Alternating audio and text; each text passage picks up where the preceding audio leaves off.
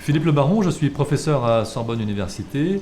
Je suis en charge ici d'une équipe de recherche qui travaille sur l'impact des produits de santé sur l'environnement marin. Et nous sommes à l'Observatoire océanologique de Bagnouz-sur-Mer, une des composantes de l'infrastructure européenne en biologie marine.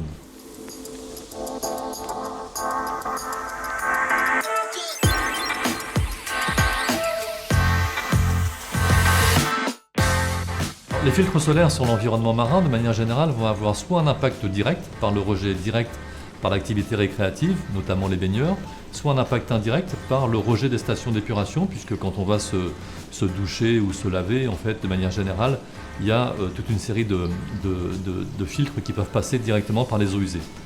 L'impact sur l'environnement marin, il va se faire sur les organismes, donc on va avoir de la toxicité directe sur des organismes marins. Ça peut être des organismes qui sont dans la colonne d'eau, donc comme des microalgues, ce qu'on appelle du phytoplancton ou du zooplancton, ou des organismes qui sont plus loin dans la chaîne trophique, sur les poissons. Et puis ça peut être un impact également sur des organismes posés sur le fond marin, comme les coraux par exemple, qui font partie des espèces assez emblématiques du milieu marin.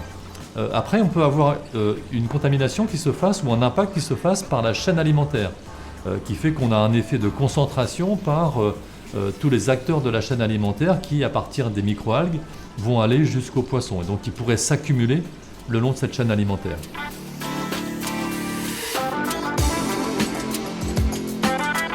De notre expérience et de ce qu'on peut trouver aujourd'hui dans la littérature scientifique, les filtres qui posent vraiment des problèmes sont principalement l'oxybenzone, l'octocrylène, l'homosalate, l'octinoxate, dont la toxicité a été démontrée sur une large diversité d'organismes marins. Et parfois, par exemple, l'octocrylène, on est en train de montrer que l'octocrylène peut se dégrader en oxybenzone. Et donc ces molécules sont vraiment à éviter aujourd'hui. Et on a pu tester la toxicité de ces molécules sur différentes espèces.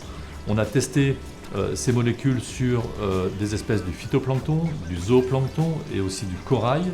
Et donc, pour ces 4 molécules que je viens de citer, on peut considérer qu'il y a une toxicité reconnue par la communauté scientifique.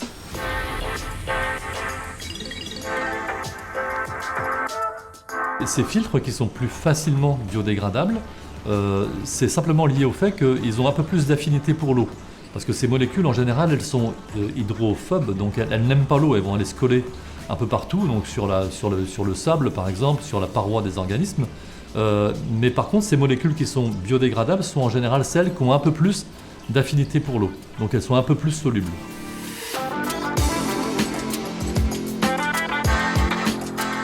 Les filtres minéraux sont peu ou pas biodégradables. Et de manière générale, ils sont moins efficients en termes de protection contre les UV, et les filtres minéraux ne sont pas moins respectueux de l'environnement ou de la biodiversité que les filtres organiques.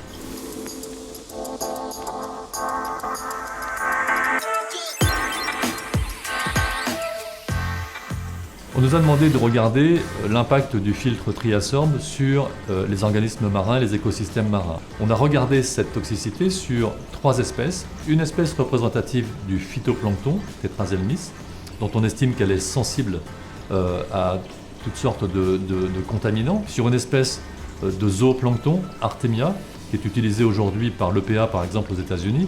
Et on a regardé sur une espèce de corail, qui est une espèce sentinelle de la plupart des coraux qui sont répartis dans le monde aujourd'hui. On a montré qu'il n'y a pas de toxicité pour l'ensemble de ces molécules, dont Triasorb. Et on a pu montrer également que sur le corail, en faisant une étude extrêmement poussée du métabolome, donc des métabolites du corail capables de détecter une réponse au stress, et on a pu montrer qu'il n'y a aucune réponse au stress lorsqu'on l'expose à Triasorb ou aux molécules associées éventuellement à Triasorb.